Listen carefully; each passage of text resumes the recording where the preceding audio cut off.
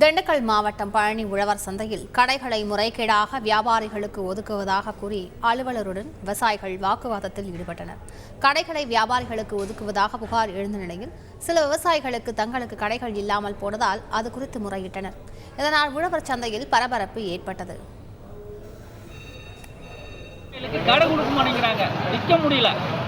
காரணம் என்னன்னா, விவசாயிக காய் இன்னைக்கு காலையில் கொண்டு வர்றாங்க, ஆனால் வியாபாரிகள் நேற்றே கொண்டு வந்து அவங்கவுங்க கடையை பிடிச்சி அடிக்கிறாங்க. இங்கே விவசாயிகள் அதிகம் வர்றதுனால இங்கே நாங்கள் விற்க முடியல. இதான் பிரச்சனை. அதிகாரிகிட்ட சொன்னால் ஏதோ ஒரு கடையில் போய் போடணும்னு சொல்கிறாங்க.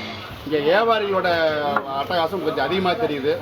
நாங்கள் மொத்தமாகவே 40 இடத்த விவசாயிகள் தர்றாங்க, மீதி எல்லாமே வியாபாரிகள் ஆக்கிரமிப்பு செய்துள்ளார்கள். அதே போல் அதிகாரிகள் இதை பற்றி கண்டுகொள்வதில்லை. செய்திகளை உடனுக்குடன் தெரிந்து கொள்ள உடனே சப்ஸ்கிரைப் பண்ணுங்க.